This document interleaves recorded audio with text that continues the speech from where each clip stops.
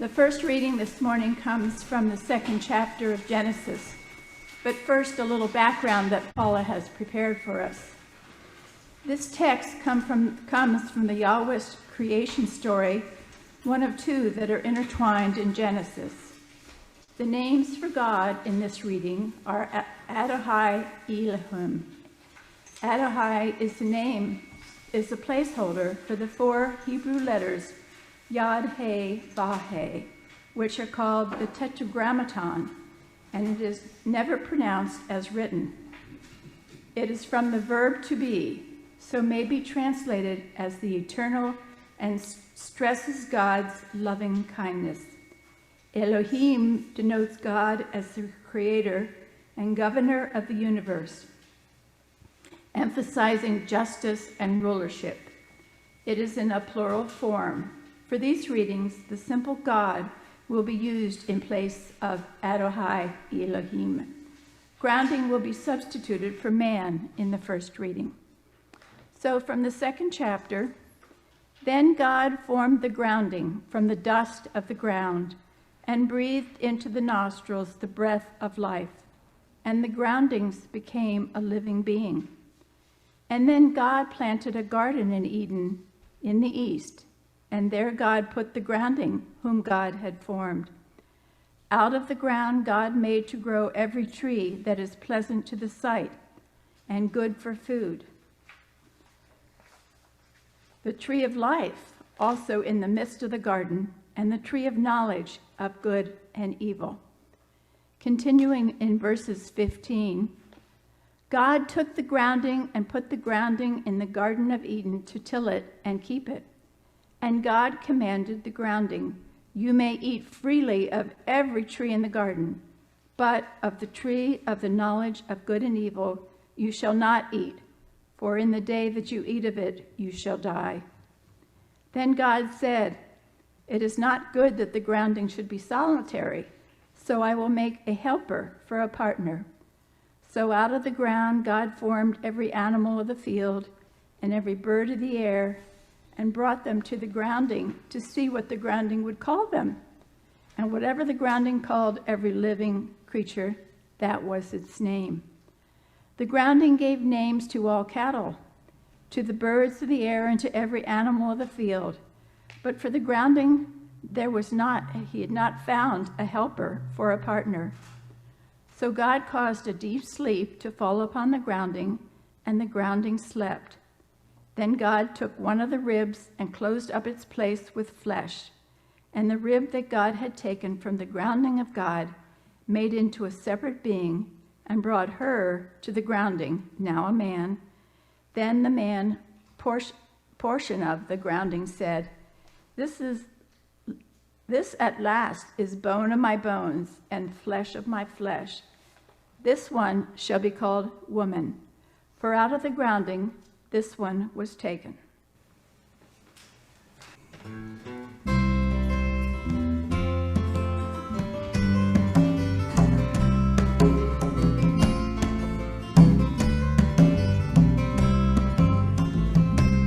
If we see with our hearts, use the eyes of our souls, if we trust what we know to be true, if that truth guides our way like a shine.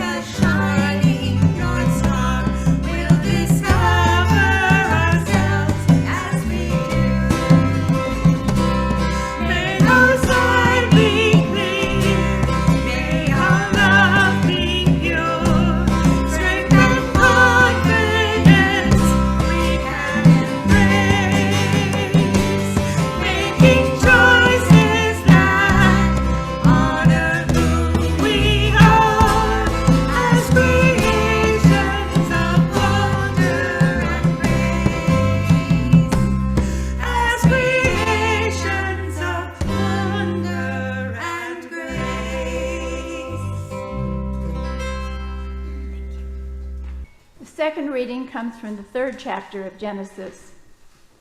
Now the serpent was more crafty than any other wild animal that God had made. The serpent said to the woman, "Did God say that you shall not eat from any tree in the garden?" The woman said to the serpent, "We may eat of the fruit of the trees in the garden." But God said, "You shall not eat of the fruit of the tree that is in the middle of the garden, nor shall you touch it, or you shall die." But the serpent said to the woman, "You will not die, for God knows that when you eat of it, your eyes will be opened, and you will be like God, knowing good and evil." So when the woman saw that the tree was good for food, and that it was a delight to the eyes, and that the tree was to be desired to make one wise, she took of its fruit and ate. And she also gave some to her man who was with her, and he ate. Then the eyes of both were opened, and they knew that they were naked, and they sewed fig leaves together and made loincloths for themselves. It took me a long time to find my way to seminary. There were no role models in my faith tradition of women in ordained ministry, and the theology that I was immersed in was clear about women keeping silent. Eventually, having a woman minister and discovering mothering images for God were important steps on my journey. Rereading these Genesis narratives and finding new ways of seeing this story as a rich and instructive myth and not a history lesson was another step. Recognizing the variety of gender expression in the scripture was another. My language about God, my view of myself as equal and equipped, and my embrace for those who identify as queer have all evolved as my journey has continued. I chose this passage today because I love working with it. And while not a parable of Jesus to fit in with your summer series, it is a sort of parable from the Hebrew scriptures. I've looked carefully at the meanings of the Hebrew words and find it rich with images of being, becoming, and transitioning, starting with the shaping of the human and the task set for them to till the earth, what we'll call earth keeping. Next, the one becoming two, what we'll call enfleshment and engenderment. And finally, the opening of their eyes, which we'll call enlightenment. If we spoke Hebrew and heard this Genesis text this morning in its original language, we would notice much more complexity and nuance in the words, starting with ha-adam, groundling, the word used for Adam, that until the portion that would be called woman was teased out, what we might call a non-binary earthling. Another example is that the serpent is called a room, and the people discover that they are a hrom, both from the same root word for naked or smooth. A room is usually translated as prudent or wise, except for in the case of the serpent.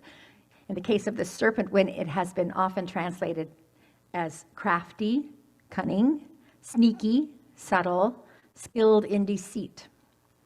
So what is naked about prudence or wisdom? Who is smooth and hairless? The snake? The prepubescent groundlings? So I offer a retelling of this story to introduce you to a few of the expansive possibilities from the Hebrew. I hope you will bear with me hearing the text again with a fresh lens. We'll take it in these three sections. So first, earth-keeping. Then the Holy One, Elohim, formed the earth creature from the dust of the ground, ha-adam from ha-adamah, and breathed into the nostrils the ruach, breath of life, and the creature became a living soul. And God planted a garden eastward in Eden, and there put the earth creature. And out of the ground God caused to grow every tree that was pleasant to the sight and good for food, the tree of life also in the midst of the garden, and the tree of the knowledge of goodness and trouble. And God placed the creature in the Garden of Eden to till it and to keep it. The human was made for the task of caring for the garden, from the earth for the earth. As soon as the Creator plants the Garden of Eden, the human is placed there for the purpose of tending it. This story explains our first great commission to steward the earth. We're in big trouble on that front. Our current climate crisis is undeniable. As now 20-year-old Greta Thunberg frames it, it is both the easiest and the hardest issue we've ever faced. The easiest because we know what we must do, stop the emissions of greenhouse gases. The hardest because our current economics are still totally dependent on burning fossil fuels and thereby destroying ecosystems in order to create everlasting economic growth. UN Secretary General Antonio Guterres said just this week, the era of global warming has ended. The era of global boiling has arrived. The air is unbreathable, the heat is unbearable, and the level of fossil fuel profits and climate inaction is unacceptable. In the YouTube video from 2019, A Message from the Future with AOC, a future world is imagined where we have effectively dealt with this crisis. It begins, "It is often said you can't be what you can't see. We knew what we needed to save the planet and that we had all the technology to do it, but people were scared. They said it was too big, too fast, not practical. I think that's just because they couldn't picture it yet. The world's leading climate scientists told us that we had 12 years, now 8, I guess, left to cut our emissions in half, or hundreds of millions of people would be more likely to face food and water shortages, poverty, and death. 8 years to change everything, how we got around, how we fed ourselves, how we made our stuff, how we lived and worked, everything." Remember, she's telling this story from the future. Those were years of massive change, and we didn't just change the infrastructure, we changed how we did things. We became a society that was not only modern and wealthy, but dignified and humane too. By committing to universal rights and like healthcare and meaningful work for all, we stopped being so scared of the future. We stopped being scared of each other, and we found our shared purpose. The first big step was just closing our eyes and imagining it. We can be whatever we have the courage to see. So our earth keeping has gotten a little more complicated. Beyond tilling the ground, it's past time for serious limitations on fossil fuels, adaptation, mitigation, and great imagination. Now back to the text on enfleshment and engenderment. "And God said, it is not good that the earth creature," there we go. Did I show you that? Enfleshment and engenderment. "And God said, it is not good that the earth creature exists as an only. I will make a helpful antagonist," or in Hebrew, an ezer kenegdo. "Out of the ground, God formed every beast of the field and every fowl of the air and brought them to the earth creature to watch how the creature would name them. But the helpful antagonist, the other, the mirror, did not show up. So God caused a deep sleep to fall upon the earth creature, and God teased out a portion while the creature was sleeping and closed up the wounded flesh. Then God built this portion that was teased out into a woman, and now she had a separateness from the creature who had been an only. And the creature said, this other has the same bones and the same flesh. We can call this one woman because in teasing her out, the other has become a man." So shortly after the gardening and earth-keeping begins, the naming of the animals ensues, and the ezer kenegdo, or the helpful antagonist, does not materialize. Wilda Gaffney, in her Women's Lectionary for the Whole Church, describes the ezer kenegdo as someone who will have your back, your ride or die. Since no animal can quite be that for the groundling, God teases the creature into two. And when they awaken, I love the shout of the being who says in Hebrew, Etzem me'atzemai, abas ubasar mi besari, bone of my bones and flesh of my flesh. Poetically saying, this new being is bone and flesh, or structure and expression, same as the original. The one body has become two bodies, both with the same design of bone and fleshiness, but now distinguished into two genders. The bones word, etzem, comes from a root relating to strength and increase, but this Hebrew noun for flesh, basar, has its roots in the verb basar, which means telling good news. So please think with me about what it means that the enfleshment of these mythic first humans is their good news, their gospel, each having their own message to express.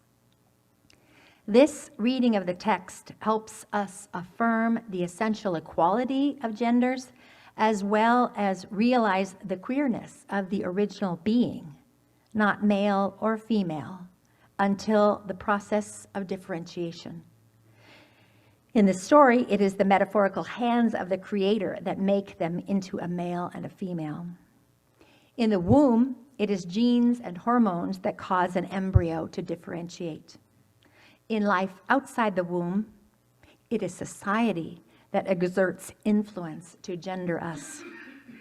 And we now know that discovering our gender identity is an ongoing journey, one on which God tenderly accompanies and cares for us, just as in this primordial story.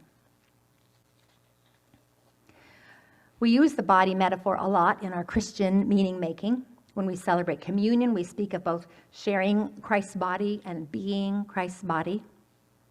Let us celebrate how we are each God's good news in our own individual bodies. In Linda Ruther's homecoming used for our call to worship, we heard the words, "Come, my child, and give me all that you are. I am not afraid of your strength and darkness, of your fear and pain. My arms and heart welcome your truthfulness. There is room in my world for all of you, all that you are." All that you are is unlike any other. Your manifestation of God in and to the world is a one-time event. Here in Ashland, it is not uncommon for people to talk about their past or next lives.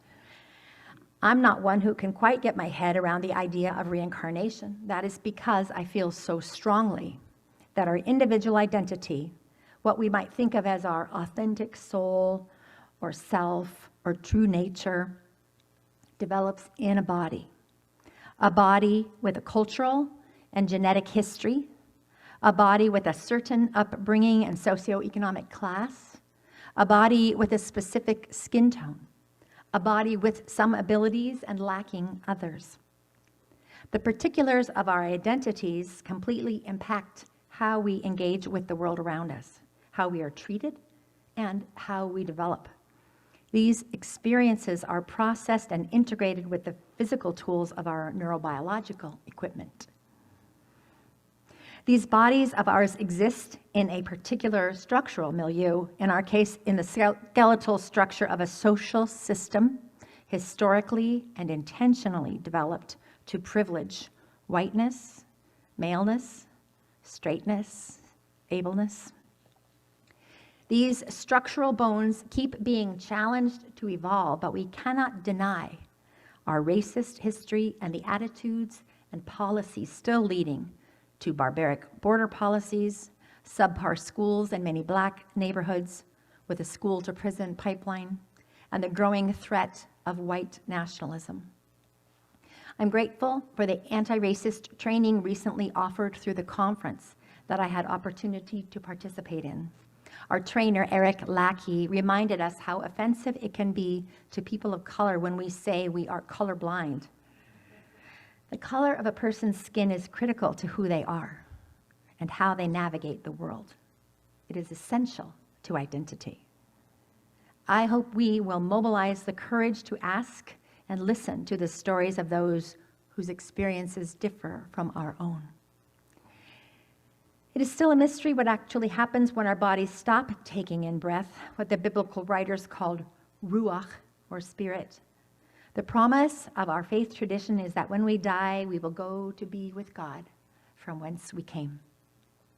I do know that we are each a sum of the gifts of our genetics and experiences in the life we are each discovering and presenting in the good news of our own basar, in our own fleshy bodies.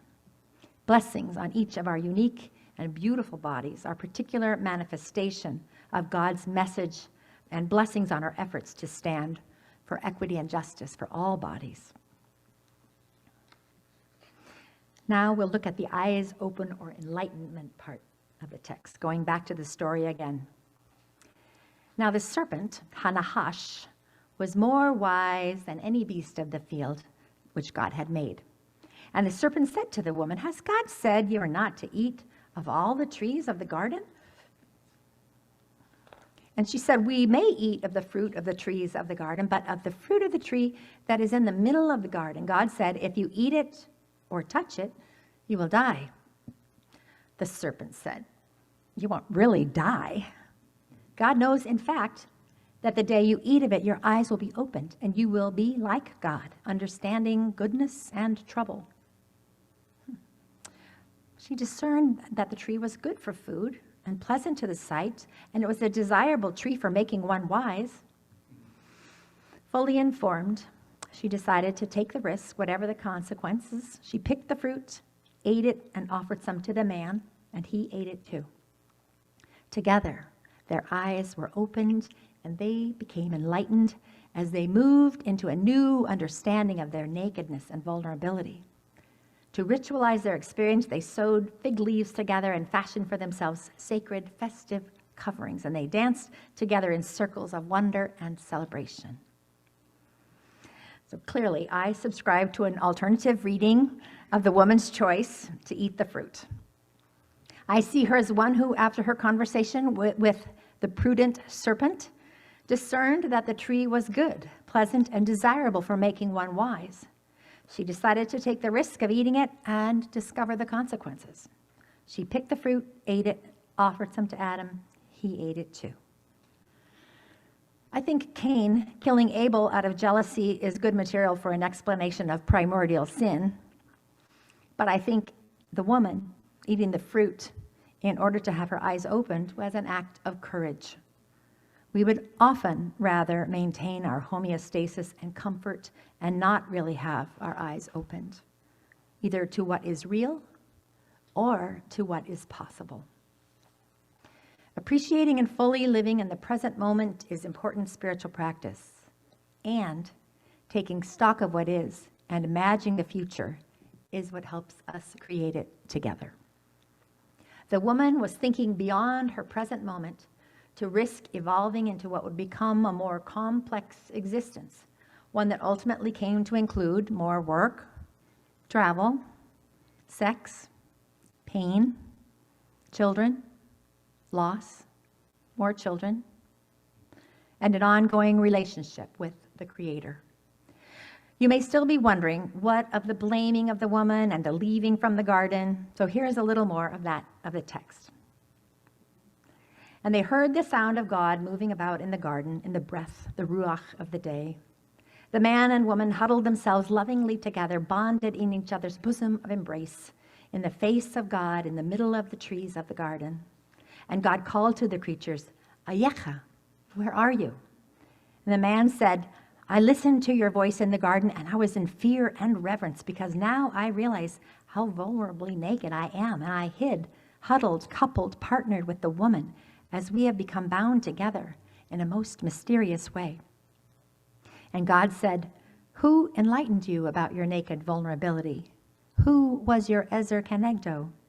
Have you eaten from the tree that I warned you about?'